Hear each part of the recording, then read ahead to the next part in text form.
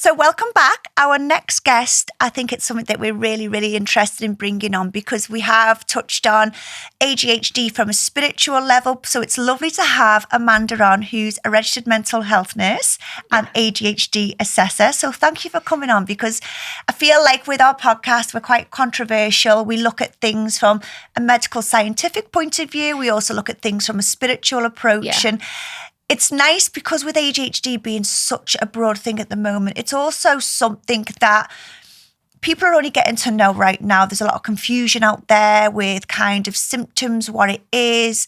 Some people will be like saying, it's not real, it's this. And it's just like, we need to bring it back down and be like, guys, come on.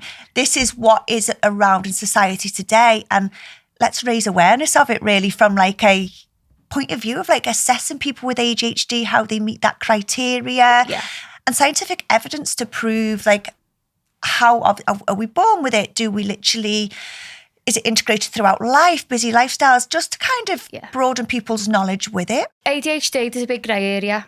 A lot of people feel they have it, a lot will self-diagnose also. But the problem is anxiety, low mood, sleep deprivation, low vitamins, and also trauma, they all mimic ADHD. So that's where, when it comes on social media, there's not much context. It just says, like, these are the symptoms of ADHD. Can you relate? Every single person in the world will relate at some point in their life. So it's kind of like if you walk into a room and you forget why you walked into a room, that's not necessarily ADHD. ADHD does cause significant impact negatively in your life. So where you mentioned about the spiritual side as well, now, in my personal life, I love anything to do with spiritual frequencies, meditation, witchcraft. I love it. For example, I've got rose quartz around my ankle. I've got citrine trainees on. I really do enjoy it. But ADHD is a neurodevelopment disorder, and it's scientifically backed. It's evidence-based as well. So that's where it's quite hard. I would never ever put my belief into ADHD. For that reason. So for example, this is just from my point of view. So I am diagnosed with hyperactive ADHD. Now for people who look at me, you wouldn't think, oh my God, she's very hyperactive. Because is there two different ones? Because I hear this a lot, hyperactive ADHD, and I'm just like, what is the difference? Or is it like a spectrum, like of like kind of different levels of ADHD? Or is it in girls, are we classed as hyperactive ADHD? So there's three types. There's inattentive, hyperactive and combined type. So inattentive, that's more, it's poor organisation, poor timekeeping, struggle to retain information, lose things, forget things. It's anything like that. So that's inattentive. That's inattentive. Yeah. And then you've got hyperactive. So hyperactive is more, it's not necessarily you running around. It could be internal. It could be internal dialogue. It could be spending, impulsively speaking over people, risky behaviours, seek adrenaline. That's all hyperactive. Combined type means you meet the criteria for both. Okay. So to keep it quite simple, the prefrontal cortex is the front of your brain. That's like your executive function. That's where you do all your decisions, your focusing, things like that. Your impulses are also there as well. So the inattentive part of ADHD, that is more your dopamine levels, your chemicals. So when your dopamine's lower, your executive function turns to dysfunction. In the hyperactivity, it's more the circuit. So it's kind of your brain's breaks. So in terms of me, it's more my circuits are dysregulated. So that's where sometimes I'm very impulsive. I say things inappropriately. I talk very fast. In the past, I've done a lot of risky behaviours. But so years ago, in like the 70s and 80s, ADHD was only researched around boys and hyperactive as well. But then when it's become to the mid-90s, that's when they've started to notice females do present with ADHD, but we present completely different to males. Because they say, don't they, a lot of females go undiagnosed because we mask it. Like, I'm saying we, like I've got ADHD, so women mask it a lot more than like men and stuff. So there's so many women, like especially in like the 40s, 50s, that they're not getting diagnosed until they hit like a menopause level, because is it that the symptoms hit a lot stronger, or is it just because they're becoming aware of it now because of... So where they used to mostly do research on boys, from the mid-90s it went to women. as in inattentive and hyperactive, we present differently. Okay. So the females you're talking about, they're the ones that have been misread and now hitting menopause. Yeah. So what happens is, for inattentive, you can put a lot of coping mechanisms in place. So by that, I mean, the codes have a very good structure. They rely heavily on to-do list, alarms, calendars. So to the outside world, they look like they're very organised. Yeah. But inside, the mental health can deteriorate, the self-esteem, it will completely, could be on the floor at times. Relationships are impacted because they need the structure. People can feel that they look like they're presenting like they've got OCD because they're that on in the structure. Does that make sense? Yeah, absolutely. Because I was going to ask that, because when you say like symptoms of that, I would think, oh, is that OCD? But obviously, yeah. So then a lot of these females, they put off ADHD because they look at their life in the past. So part of the criteria is it's what you're born with it. But it depends on the environment and hormones and how it presents at times. So these females can look back over their life and they feel, but I cope, I'm very organised, but they're not realising the extent that they're putting into cope. Yeah. If you took the to-do list or you took the systems away from them, the life would fall apart quite quick. So in terms of that, it's your hormones play a massive part in ADHD. So when estrogen drops, that affects your dopamine. Your dopamine will drop. So estrogen doesn't produce dopamine, so you can't just take estrogen, it'll raise your dopamine, but it does cause it to drop. Yeah. So for example, an easier way to say it is you've got your dopamine levels. This is someone without ADHD. This is someone with. So their levels are lower. So their executive function is dysfunctional. So then when their estrogen drops, it'll do a double whammy kind of thing. So they're like this all the time. So the female, before perimenopause, they're used to living like this. All the coping mechanisms is where we were saying before, it makes them look like they're very organised. So when they get to peri, it's a double drop. So their systems that they're used to having at this level, they can't do it anymore. Yeah. The to-do list, they forget they've got a to-do list. They forget to pick the kids up from school, even though they've been doing it for so long. Even like the impulsive behaviours. So for example, they could be a very perfectionist. They've worked their life out so that the mortgage is paid by the time they're 55, for example. But then once they've dropped in the double whammy and the brakes in the brain as well have kind of stopped and the impulses are a lot more, they can leave the marriage, they can become quite erratic, emotional dysregulation's a lot worse. They could sell the house and go into an even bigger mortgage, something that they would never ever do. Yeah. So then when they do get diagnosed and there's help in place, it's the mental health crash then, because they look at what they've just done. Yeah. And then they grieve as well because they think, why has no one picked up on it? But it's because of the strong systems that they have in place. So that's why I feel it's very important. Would you say, Amanda, then, like some people say they've had a midlife crisis, would that be kind of people who probably would have symptoms of ADHD? Because we've got this term, haven't we? Everyone say, oh, they're having a midlife crisis, and it seems like they're breaking down. Like with women, would you say that was something they would be falling into in that mid-40s and stuff? Yeah, absolutely. That is a massive red flag. Yeah. Because then as well, in these females, you'll notice they've been to the GP quite a lot because their life is so hard internally. They could have diagnoses of anxiety, depression. Now, I'm not saying they're misdiagnoses, but when you're struggling that much, you end up secondary anxiety and depression.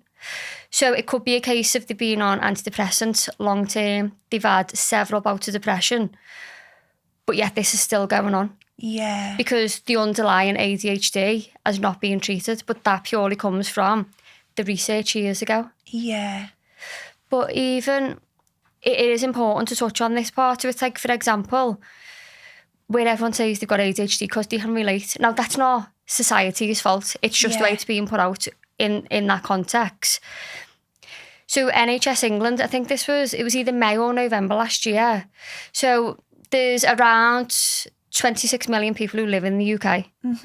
Now, I don't know how they come to these numbers, but it's evidence-based. So they think 2.5 million people in the UK, adults and children as well, are likely to meet the criteria for ADHD.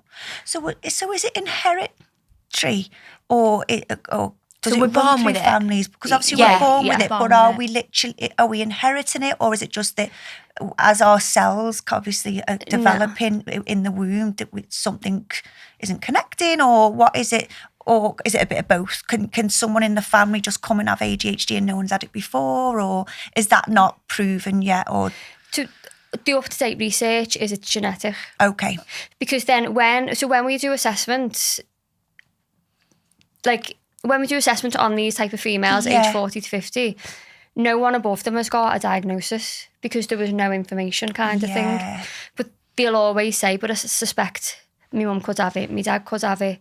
So the more they research about it, the more they see it. But yeah, you are born with it, but it can be masked. So for example, there's 2 children, both of them have got ADHD. So we'll talk about girls. So they've got inattentive. In this family, it's quite chaotic. So that girl it would show quite quick. She's forgetting her stuff for school. She's struggling to tidy her bedroom, task paralysis. That affects the girl's self-esteem then as they're growing up because they feel like they're failing. They're always getting told, why can't you do it? They look at peers, but how can you do it if I'm struggling so bad? So then by the time she gets to teenage years, it's very likely they've put the systems in place. But then on the other family, if you've got same scenario, except for the parents are heavily involved, very structured. They do everything for the child in terms of get the uniform out, pack the bags. The inattentive symptoms won't show because there's no room for it. They've got no independence to show it. So then when that child goes to, say, they get independence, to go to university, for example, that's where their life will kind of fall apart because all of a sudden they can't do basic day-to-day tasks. Yeah. So that's where the years are different in terms of they're both born with it, but it's your environment and your hormones as well. Do you know what I loved? I think you mentioned something on your Instagram and you talk about people, they come for their assessments and then they feel like when they're not obviously diagnosed with it, they feel like they still haven't found a sense of purpose. And I felt like that was a really gorgeous point that you made on there, because how do you then, someone who comes obviously gets diagnosed, they feel like, okay, I finally found myself, I understand myself now. So mentally they're able to digest that, okay, this is why I've not been able to do this all my life. Yeah. But the people who come and then still don't have that diagnosis, there's a fine line, isn't it? How do you then manage that kind of group of people and where would they fall under?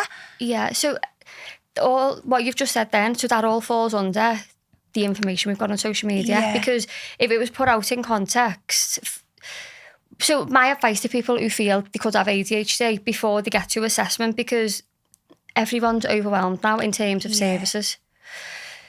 If you feel you've got ADHD, now this is not a diagnosis and it's not medical advice, but if you feel like you do fit the criteria for ADHD, I would always recommend that you do the simple things first. You check your sleep, you check that you're getting your vitamins, anxiety, low mood. Speak to your GP about it, because it could be a case of you just get your bloods done. You know you're low in iron, vitamins. That's an easier fix than struggling for this long, not knowing what it is. Then you come to a diagnosis. But in that time frame, it's not that your heart's set on it, but your heart's set on, this is what's wrong with me. And then when you get told no, it's kind of, so what is wrong with me then? The unknown again, isn't it? Yeah, absolutely. But so when I speak to people and they don't get a diagnosis, I always explain to them, it's a positive because you're still taking something off. So that's gone now, the ADHD is gone. So where you mentioned about like the spiritual side of it, because I love that we've just now tapped into the spiritual side, because when we had a former guest on, I just said it wasn't even took out of context because I was reading it. There was studies basically, and it wasn't around studies that if you're spiritual, you've got ADHD. What I was saying was, there's now studies, because people are looking into it, is like meditative practices and stuff like that, helping people calm the brain with ADHD. And there was lots of people out there saying it's a way where people can come and just feel a sense of calmness. And that's what obviously people are studying right now. So I love that you've brought this up now, because obviously it was misjudged, wasn't it? It was so misjudged. We was trying to say that it was it's sort of the management side of ADHD. So how some people manage it by medication. Some people manage it by meditating. So that was what we was trying to come across. That was what we were trying to say. Didn't probably come across that way because, how we speak, but at least you, as a professional now, can sort of clarify that over for us a little bit. Because I love that you say that obviously you're into like a spiritual side and you're diagnosed ADHD. So is this a way that you obviously manage to calm yourself in like a busy, overstimulated world, should we say? So the meditation side of it will never, ever help your dopamine levels. Yeah. Having crystals around my ankles won't raise my dopamine. Yeah. But what it does is, so for example, where I'm diagnosed hyperactive, if I was to meditate in a chaotic environment, not much change. Yeah. It's your lifestyle and your environment. And then if you're meditating, but you've got a lot of coping mechanisms in place, absolutely, it does help. And it's empowering. Yeah. Like, before I was diagnosed ADHD, it's more than meditation. It helped me through dark days. I'd go and sit on the beach for hours. That to me was lovely. It's the peacefulness. Yeah. But now I know what I know. It's never going to help me ADHD in that respect. Yeah. Because I can imagine it's deliberating, do you know what I mean? Just literally having that kind of heaviness every single day. Yeah. But then aren't we lucky that we have got things like a beach that's free that you can actually go and use, knowing that that's going to help how you feel. Not necessarily get rid of any ADHD symptoms, or it's not going to rid it, but it helps you as a person, like individually. It doesn't help everybody. But like, it's just knowing that you've got the options. Like, some people will think meditation when they've got ADHD doesn't work for them, and that's okay. Yeah. Everybody's very different. In general, we've not got ADHD, but we choose to meditate because it makes us feel good. You've got other people who don't have ADHD who don't like meditating. Yeah. It's only the same. It's just that you've obviously got an underlying. Yeah. Would you say a condition? I wouldn't know how you would. Well, it is. It's a disorder, isn't it? Yeah. So I just think, I don't want to say anything wrong, but no, you know what I mean? Yeah. I completely get it, because before I came on this podcast, I did lose sleep last night thinking, oh no, if you say the wrong thing, and because I'm on a professional register, but I think it's so important that we spread this awareness, especially in females whose lives are falling apart and they don't even consider ADHD. But the meditation doesn't help ADHD symptoms, but when you struggle with ADHD, your nervous system's in fight or flight quite a lot. So for me, that helps. So even what a coping mechanism for me is, if I know I'm struggling, I know my signs now, and I know when the impulses are going to start raising as well. My life is around these symptoms now. It sounds so ridiculous, but if I know I'm struggling, I will get in the bath with about that much water, and I have the hot tap on so it comes around me, because I know that heat, that helps my nervous system, and I do it in the dark.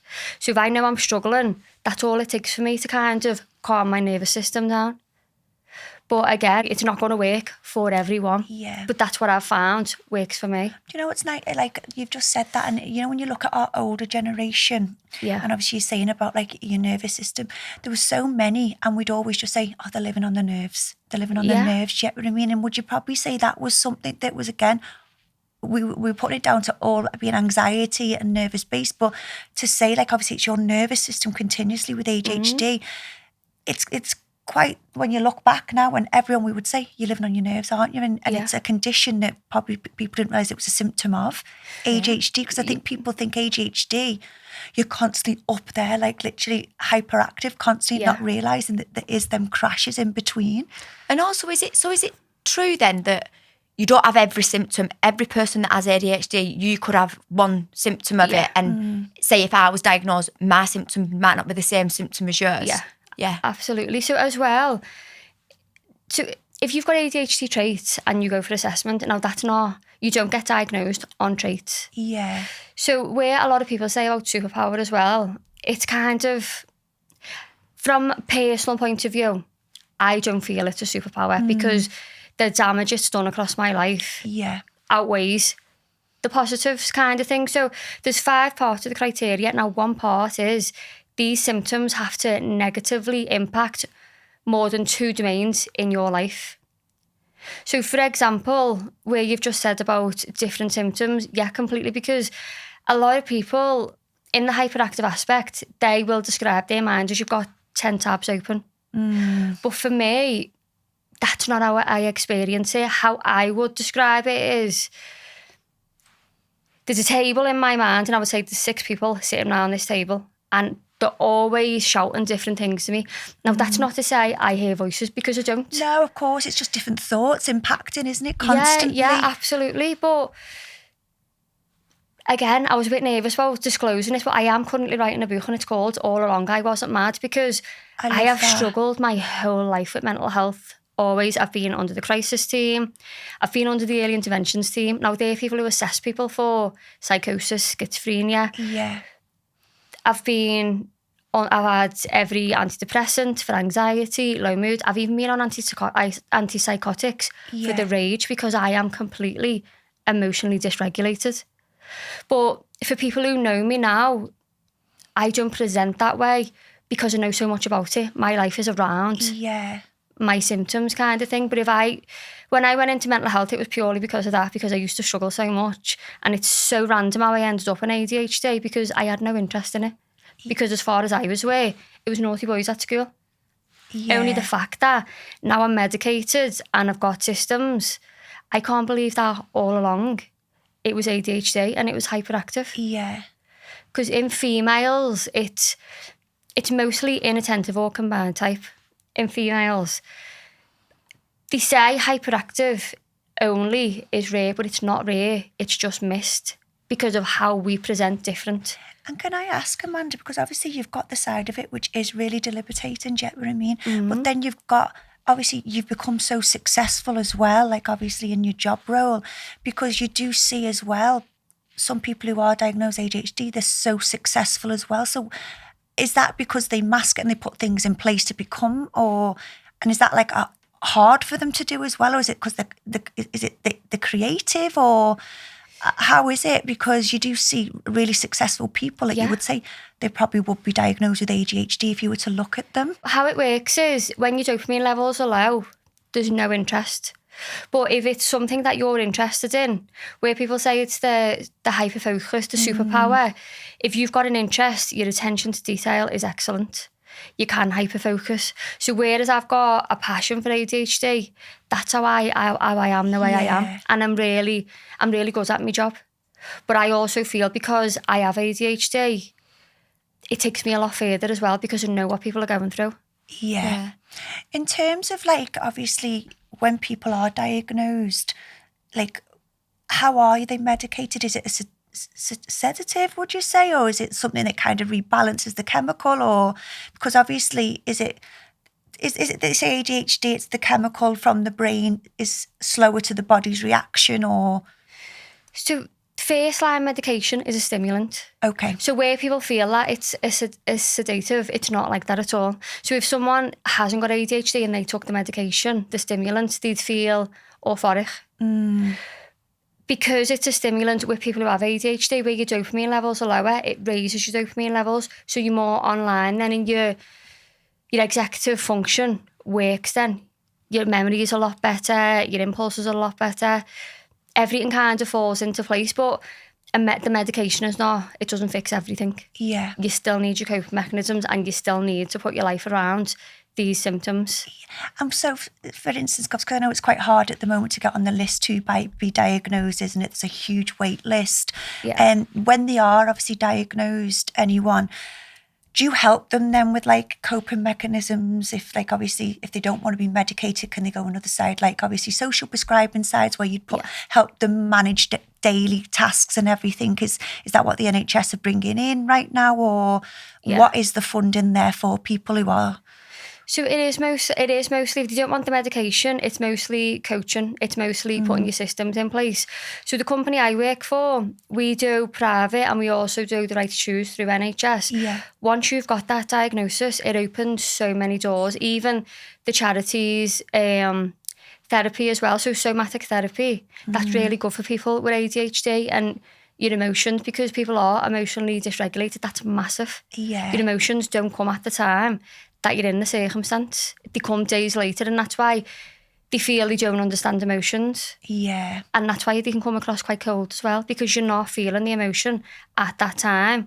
But then the next day it might come and you don't understand what the emotion's for. Yeah.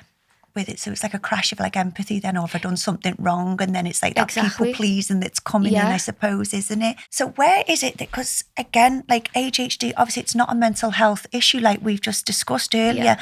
Where does it sit then within like the medical kind of system? Because would it be part of a mental health team you'd go forward with assessment, or is it this something that the NHS now is going to have to open up because it's a completely different kind of, obviously, it's a different category, really, isn't it? No, it completely is. So it's not a mental health disorder and it's not a learning disability. So even when you go to university to do either or, it's not really discussed because it's a neurodevelopment disorder. Yeah. So you have to specialise in it, in ADHD. So when you go and, so for example, a lot of GPs or the mental health practitioners, if they've not had the ADHD training, they can't, if they're not specialised in it, they can't really prescribe and they can't diagnose either. It's got to be specialised. So I'm guessing, would it come under neuro now then? Is that somewhere where they go, obviously? Yeah, it's neurodevelopment disorder. Yeah, so it'd be under like a neuro... Yeah. It is. It's just, you could go on all day, couldn't you, speaking about it? And I just think to bring you on, it just opens people's minds to be able to look further into it, because people are just confused by... And the good thing is you're open on Instagram and things like that for people contacting you if they do want any more information with it. Yeah. We know that the time that we have you on here is not that long for how much you could talk and delve into, but people can access you through Instagram. What's your Instagram handle and things of the way people can contact you if they do want any? It's Breathe ADHD Consultancy. I can't give medical advice through Instagram, but I can always speak to people, put them in the right direction, things like that. But yeah, it's more a case of, if you're going to do some research, always make sure it's a validated source. Don't just go on social media. But also because it is quite a shame that we only have a short space of time, because ADHD is so complex, and it's more a case of breaking it down into kind of simple terms, because then people can start to understand what way it is. Does that make sense? Because if you just start speaking to people, especially if they've got ADHD, if you start overloading or you start using clinical terms, they just switch off, because the boredom in ADHD, hyperactive, is painful. But if you can say something in a way that people can relate to, that it's easier, then they'll get more from it. Yeah. It's amazing, isn't it? No, thank you so much. We probably have to do another podcast on this, because we'll get you back. Time, because honestly, you could just talk all day about it, couldn't you? Because it's such a broad absolutely thing that's going on. Yeah, thank you so much. No, you're welcome. Thank you. Can I just say that if we do another podcast, which I hope we do, because there's a lot around substance misuse with ADHD. Okay. It's kind of veterans as well, the females and also the kids. Yeah. So if we do, we'd have to go one specific so we can give it a lot of information. Absolutely, we do, because literally, thank you.